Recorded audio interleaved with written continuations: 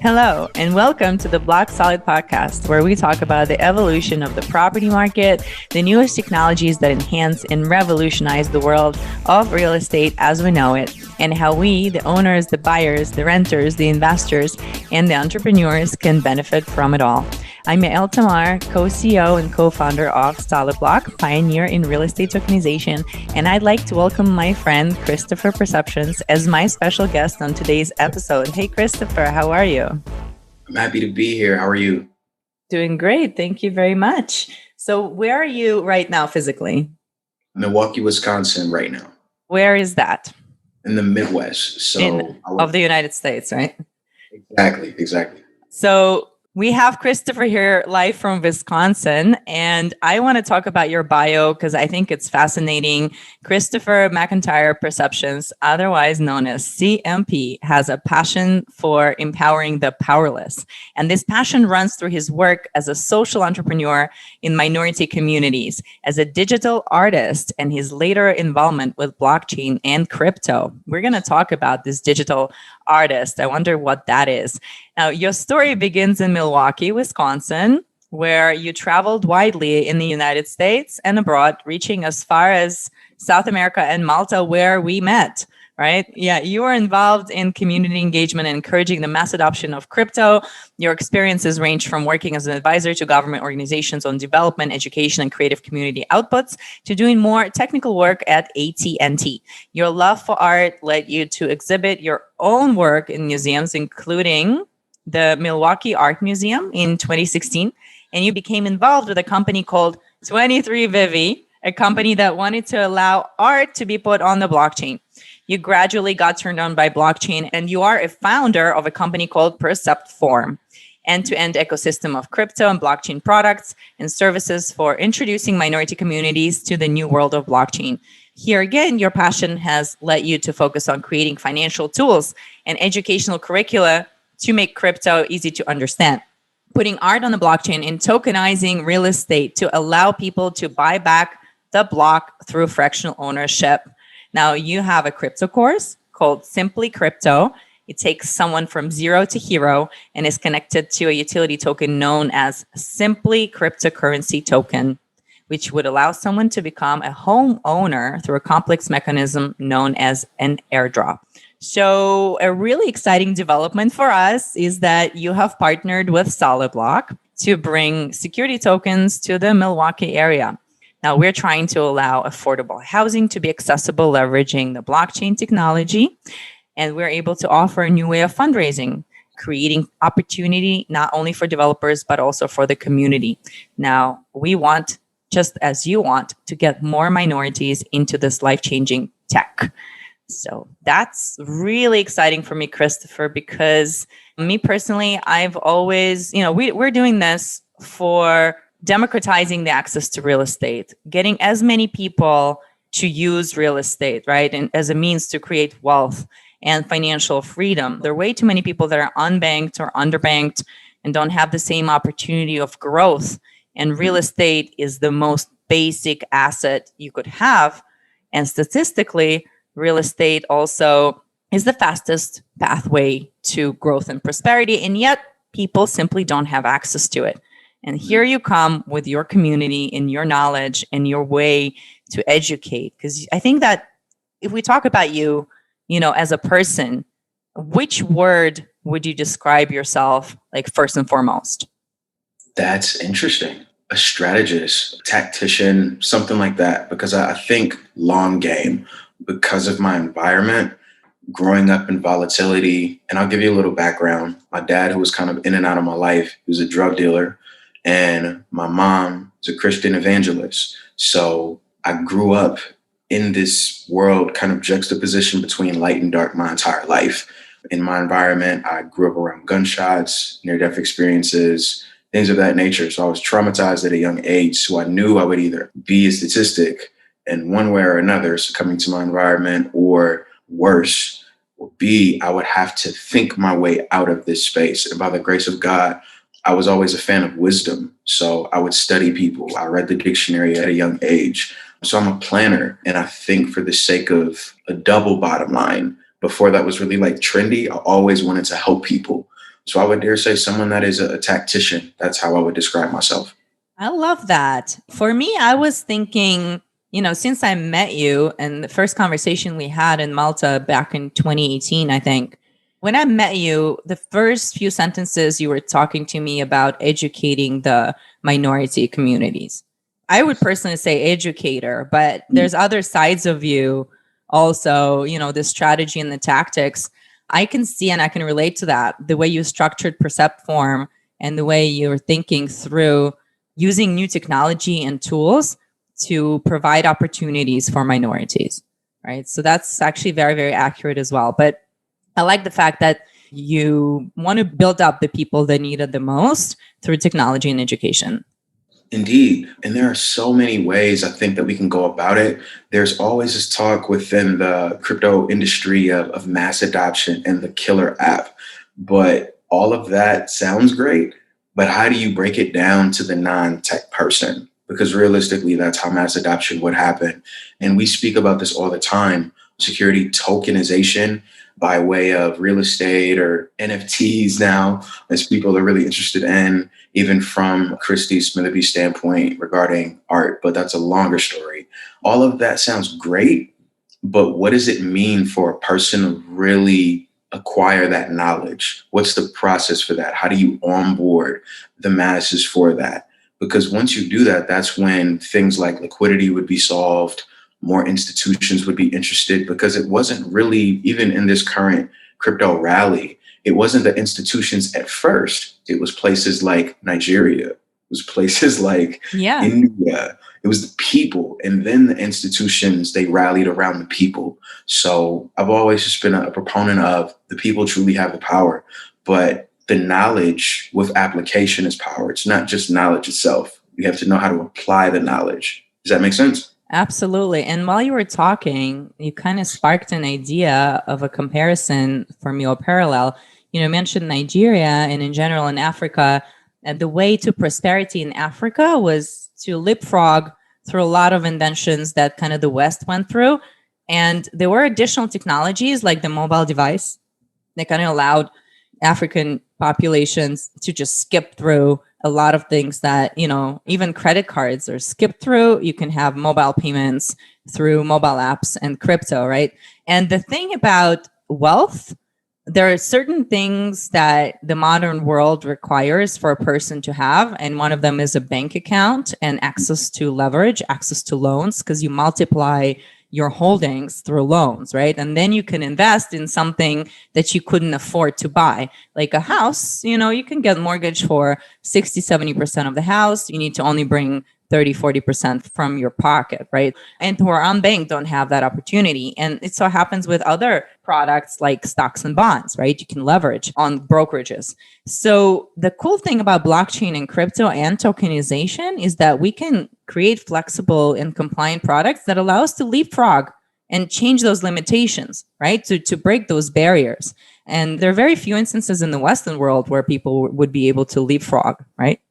Exactly. And that's so true. And even to take it a step further, what this means for the minority in America, I think the world really knew about American issues with ethnicity and race because of George Floyd and his demise, untimely, of course, a tragedy, of course. But if we were to remove the less violent, the less overt, what does it look like when a minority tries to get a bank loan? Tries to get a mortgage? We make up 13% of the American population, but own less than 1% of the land. Regarding mortgage approval rates, it's under 5%. Like, it's crazy. And this is 2020 statistics. I can't even imagine you put in COVID, you put in the removal at some point of the moratorium where a lot of Americans are going to be evicted, not just, Black and brown, but other ethnic groups as well.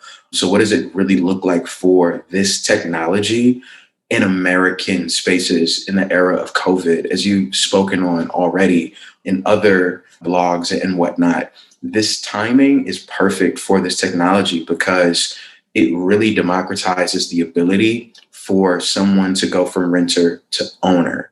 because of the red tape. Even if you look in the Jim Crow era and redlining and certain deeds, like you can't sell to African Americans. And that was written in the actual deed. So how can someone gain equity and footing in the ability to create wealth when banks don't like you because of your ethnicity? You can't buy certain homes, things of that nature. It's really an uphill battle. But I believe that this technology really levels that playing field. Yeah, absolutely. And what you mentioned is staggering. The less than 1% of African Americans, or less than 1% of land is owned by African Americans. That's incredible to me. But I mean, actually, it's not so incredible because if you look at the American history, there are reasons for that. And Jim Crow laws was one of them. It's just also the legacy, the white legacy kind of passing land from, in the family kind of prevented from African Americans from owning land and property. That's already, what's called like a privilege or unfair advantage. And, it's exacerbated by the fact that people usually rely on existing family wealth to create additional wealth, right? And to level this playing field, we really need to create solutions which allow people to rise and to invest. And again, education is a big part of it, but also the technology. So I think that us in Percept Form, we're going to change the world in that sense. We will. We definitely will. And it's not even from a standpoint of head knowledge. Like I've lived this. I've been homeless before. I've been in the belly of the beast. I would be the first person to really bring a cataclysmic change regarding generational wealth, because I plan on Solid Block and Percept Form being unicorns. I think we kind of are aligned in that. So I definitely want to change that narrative. But also, we're just living in a really good time for all of this. I was once told that, and this is kind of unfortunate and maybe capitalistic, but it's true, where there's chaos, there's opportunity. Yeah. So in Milwaukee specifically, if we were to look at regulation, there is a way for people to buy 5 homes for $25,000, which for a person who has the liquid means to do so, it's like you would probably jump on that immediately. You might buy 15 homes and potentially combine it with this technology, tokenize it, things of that nature. Then you can Airbnb. There's so many different implications. A lot of people aren't on a global scale aware of the amount of real estate that is available, from homes to even commercial spaces in the Midwest. So if we were to look at Wisconsin, if we were to look at Detroit, there are literal blocks available. It's just a matter of how are you going to figure out that double bottom line piece? Because if there are whole blocks available, that means that there are whole communities that have been displaced. So that change the world piece is going to take powerful technology and a great team and a partnership such as with Solid Block, but also the technical know-how partnered with the emotional community connection. And I believe Percept Form brings that to the table as well. Amazing. So tell me more about Percept Form. How did you come to create and what is your overall vision? Sure. So I created it out of frustration. I've been in the crypto space since 2016. I connected with a company by the name of 23VIVI. They were based in Madison, Wisconsin. And they were really one of the first people I ever heard speak about putting art on the blockchain. So even before this NFT wave, 23VIVI was in the Huffington Post about this in 2016. So to that point, I really started going down the rabbit hole, and I knew that this was life-changing technology. I just didn't like the fact that everything was siloed. I needed to go here to ultimately do what I wanted to do. So having worked for AT&T and worked for Apple for about 2 years before I started my companies, I even had a learning curve. So it's like, okay, if mass adoption is going to happen, this is going to have to be simplified. And people who look like me, they're not going to want to go through all of these hoops. Like, this isn't a circus. This is literally, I want to do this and this. So that's where this end-to-end ecosystem idea came. And I understood that there are 4 verticals that needed to be touched on. That's financial, that's educational, that's art by way of putting creative assets on the blockchain, as well as real estate to make it all become tangible and real for people. People understand the value proposition, but there's still a learning curve. So that's where my company really aims to address those issues in layman's terms. That's really cool. So what are the plans for the near future? Sure. So there are a few things that I can't talk about, but it's going to be a really exciting summer. That's all I can say. We plan on launching Percept Pay, which is going to be a social wallet. So it's one thing for people to accept Bitcoin.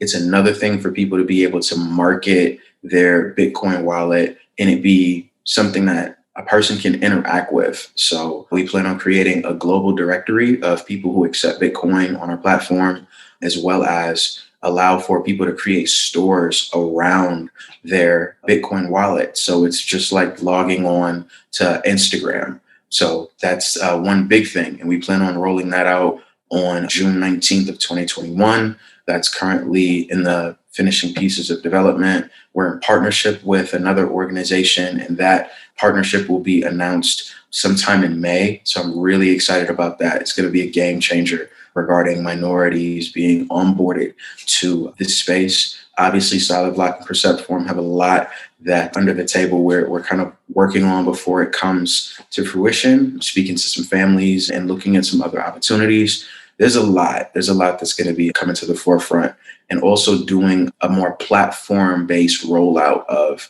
our educational courses. So there'll be free courses and there'll also be premium courses coinciding with Simply Cryptocurrency.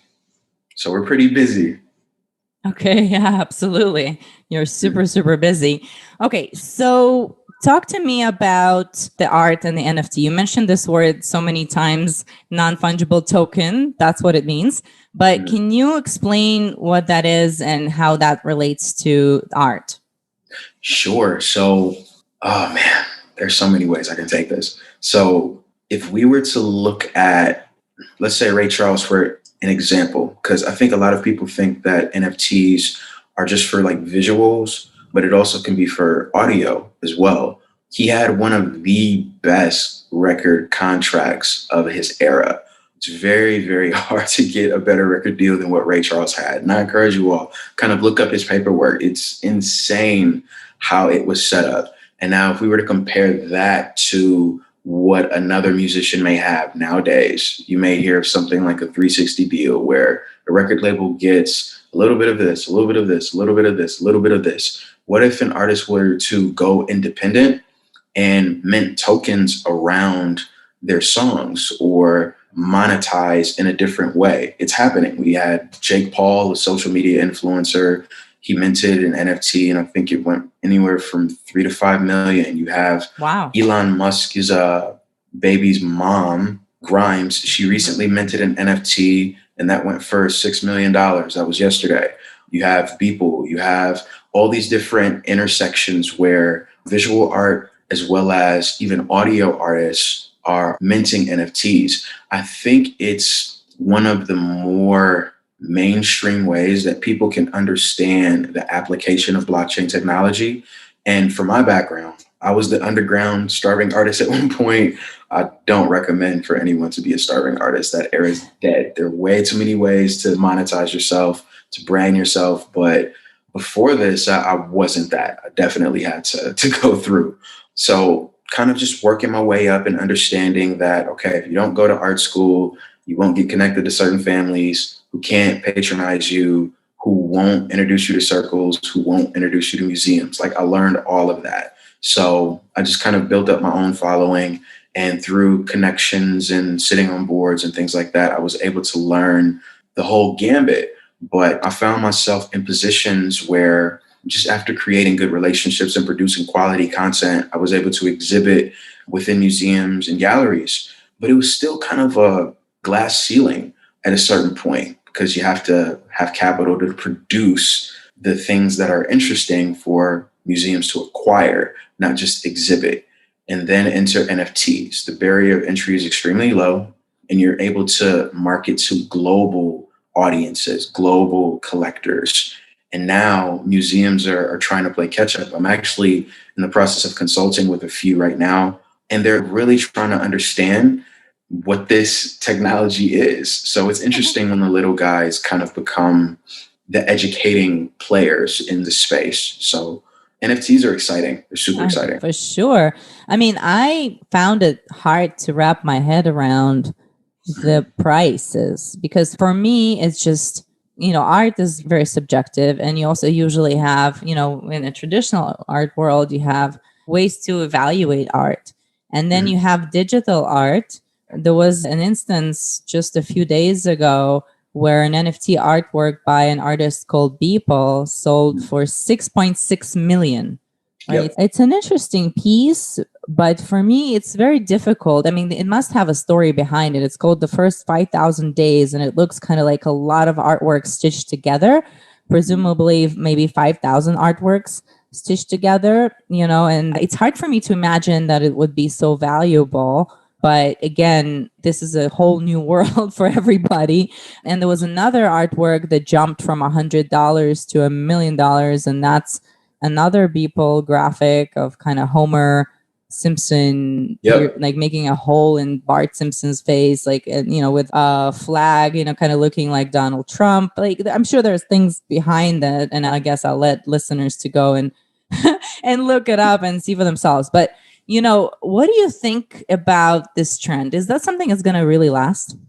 Good question. I think it's definitely made an impression on mainstream, to the fact that I was on Clubhouse and I remember one of their rooms being flooded because they had a lot of NFT influencers. Beeple was there, a representative of Christie's was there before that sale. And even like the first 10 minutes when Christie's launched that Beeple, it went to like 1 million. The bids went to 1 million quickly, partly because, again, just kind of going back to that underground artist grind, he made 5,000 works every single day for 5,000 days. So that's where, like, you really can't negate the work aspect. Yeah. You can't negate the quality as well. And he just so happened to figure out a way to market that and kind of build in public, which is this no code campaign where people are building platforms in public. I think he did that with his art career, and a lot of people found value in that. But I would liken to an NFT Banksy. So the same week where he did, 6.6 million, he went to Maker's Place, which is an NFT marketplace, and he started, doing NFT drops for $1, and it crashed the website, which is interesting. It's like you're kind of democratizing, again, this narrative of leveling the playing field. You have potential oligarchs and affluent people, super high net worth individuals spending millions on NFTs, but then the same artist is, giving them practically for $1. This is really weird, interesting space that I think we're in. But to answer your question more outright, I do believe that NFTs are here to stay. I do believe that their outputs will be very different, especially when institutional players get into them, regarding not only just the auction houses on a global scale, because that's already happened by way of fractional ownership. Maybe you can own a piece of a Matisse or a Basquiat or Andy Warhol's. That's definitely happening already. But once museums begin to create NFT collections, that's when things will get interesting. Absolutely. So you said you're an artist. What kind of art do you do? Fine art photography, spoken word. I've performed in front of ESPN live a few times, but I also do like music production, things like that. So a little bit of a polymath, this, a little that, but mainly fine art photography. I love that. That's very, very cool. Respect. Okay, so yeah. So NFT is cool. I want to talk about security tokens and kind of the difference between the two. And the way I understand it is that NFT is non-fungible, meaning it's unique. It's kind of proving your ownership. It's used in art, but I also like the use of NFT in IP.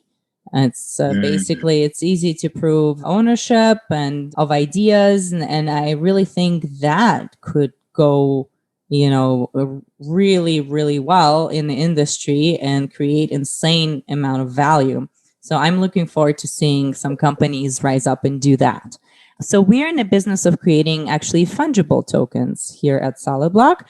And the reason why is because we're fractionalizing real estate. So we're creating identical parts of real estate, basically driven by value. So we're not splitting an apartment or a building into bricks, but rather looking at a value of a building and then splitting that into almost like shares, right? Where individuals own interest in these assets, revenues, dividends, whatever types of fruit that it produces, right? And of course, if the owner goes to sell the asset, then the investors are going to get a cut.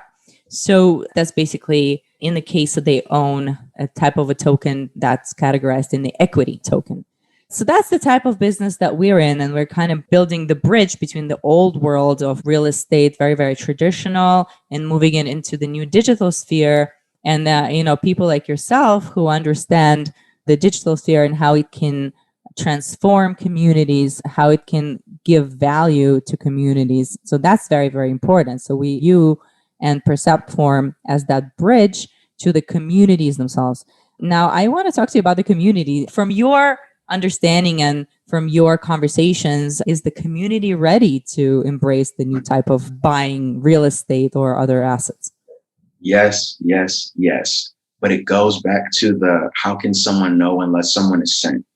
And I think that's really where the educational piece is very valuable, because I get people inboxing me, DMing me, calling me, emailing me all the time, especially since, you have Michael Saylor, MicroStrategies, you have Elon Musk and Tesla, you have Square, all these big name companies are getting into Bitcoin. So the first question is, what is Bitcoin? How can I get in?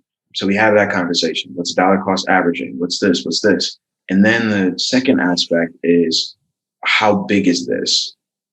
I love that question, because that's where security tokens can really come into play.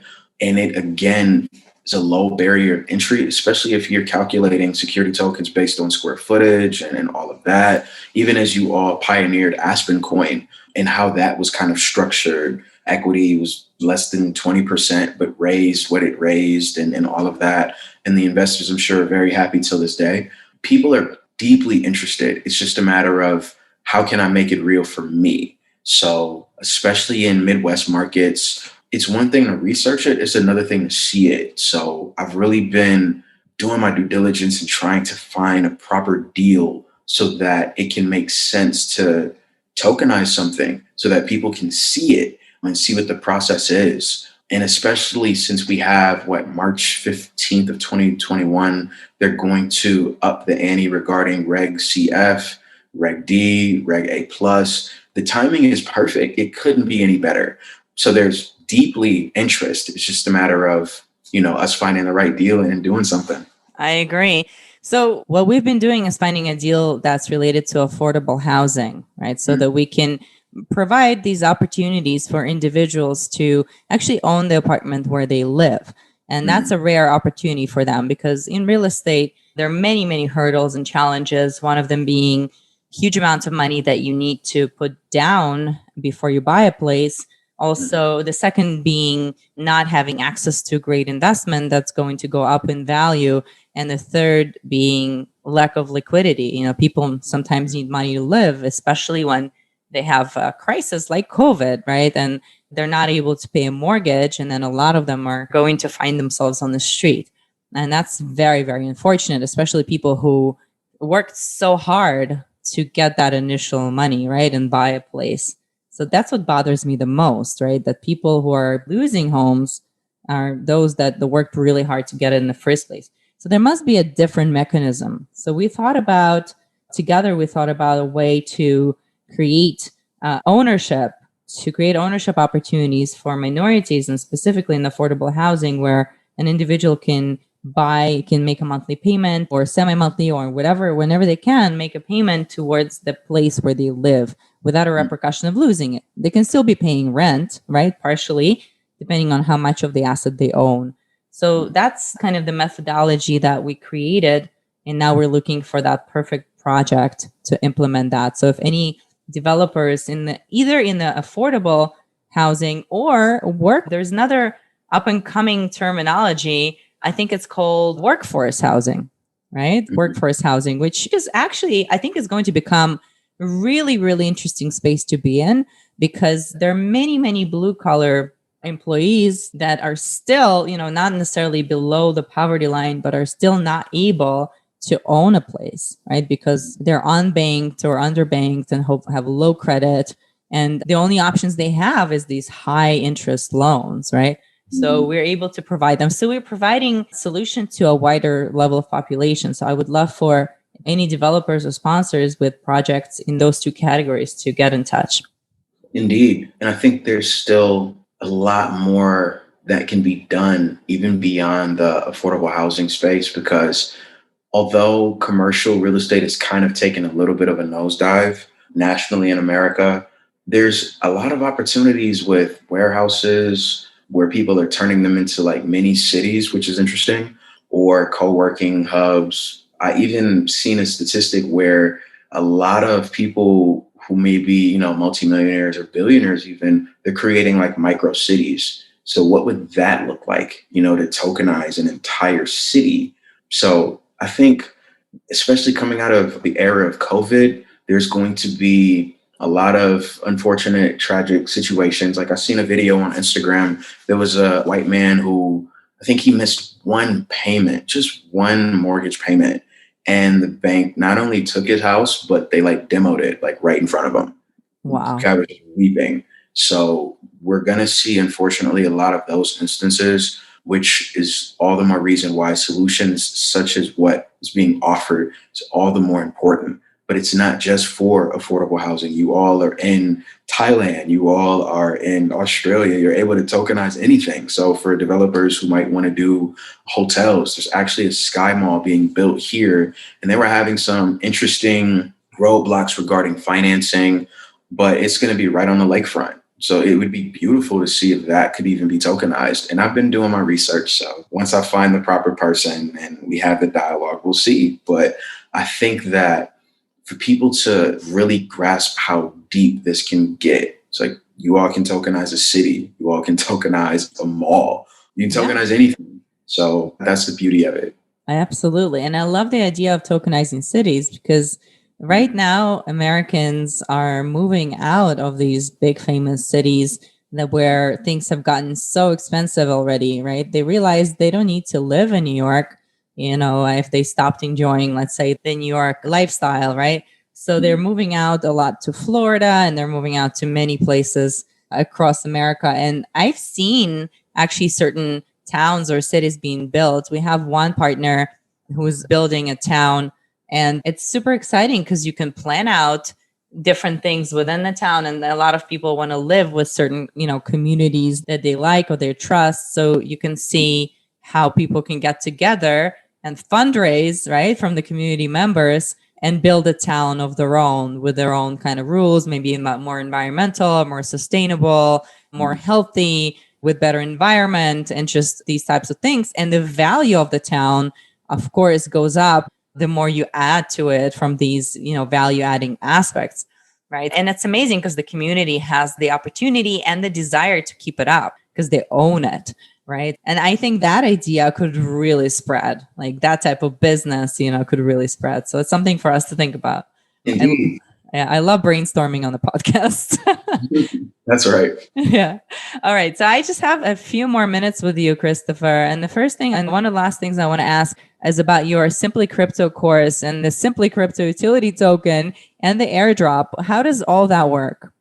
Sure. So wanting to lead with education and also being hit with COVID kind of made us focus really on this course. So since everyone in America for a time was homebound, we figured this would probably be a really good time to catch people with crypto education. So we launched this course. We did a virtual stream of it and it had about 600 people from all over the world just kind of tune in from places as far as South Africa to all across America, which was awesome. And we wanted to ensure that people could apply the knowledge that they were getting. So they may not know how to go from fiat to crypto and go to different exchanges and whatnot, but they could understand receiving something. They could understand a Starbucks reward. They can understand a Walgreens reward.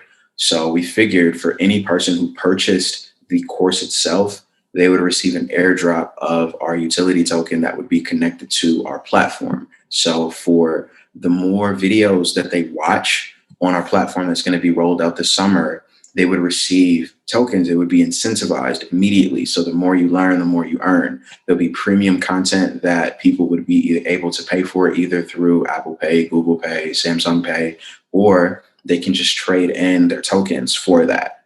So it's a real way for them to kind of see the accessibility as well as the utility of cryptocurrency. And we see use cases like with basic attention token and Brave, where people can browse the web and kind of monetize their views. If I'm looking at an ad, my time is precious. So I should be incentivized to look at your ad. That makes sense to a lot of people. So we want to just kind of do that for education.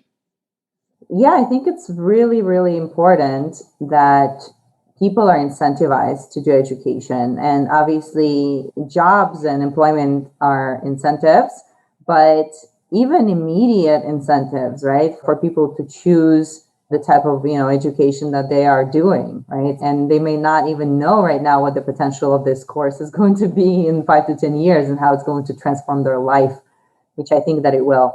So I love that. So tell me, Christopher, how do you see yourself and Percept Forum in 5 years, maybe in 10 years? Where is the dream? Sure. I'll try and be concise.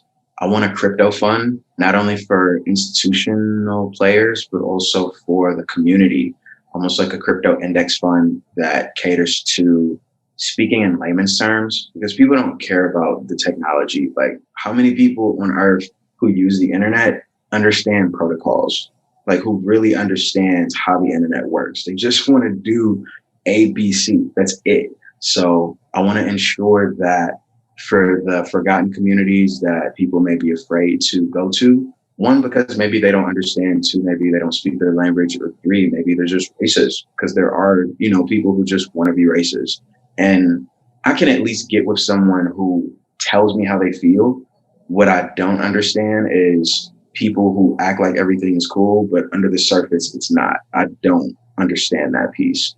So I want to ensure that people who may come from backgrounds that are similar to mine and beyond, they're able to have some buy-in. So 2 separate funds to definitely scale nationally regarding money transmitter licenses. That would give us a lot of kind of liberty to do what we would like to do, be it crypto ATMs, potential exchange, things like that. But yeah, obviously I would want to tokenize a city within 5 to 10 years with Solid Block. Yeah, have museums as partners within our art branch and have an NFT space for various institutions that may have masters in their holdings. I think that would be interesting. And we have the relationships to potentially make that happen within less than 5 years.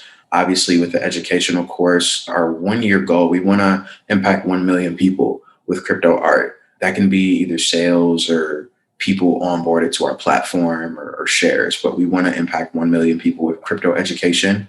And then obviously within our financial vertical, we want to ensure that merchants, sole proprietors, people in general are able to accept Bitcoin as a form of payment.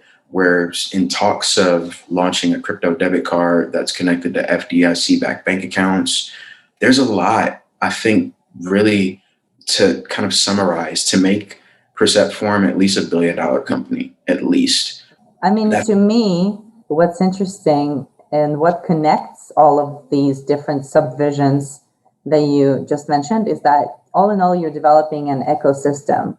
And this ecosystem itself looks like a virtual community or virtual town. And what does a virtual town need?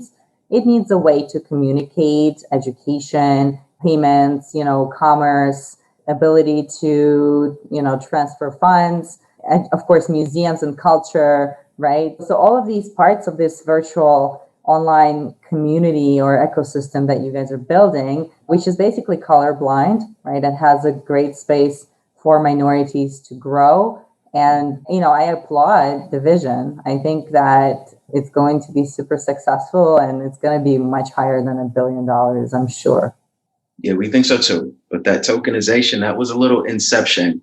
We've been looking at cities. We've been looking at land. So you need to ground yourself in something, right? So to connect yourself to something physical. Yeah. Exactly. So if a sovereign fund, if someone from Norway doesn't reach out to you trying to tokenize land, it will be Percept Forum first, for sure.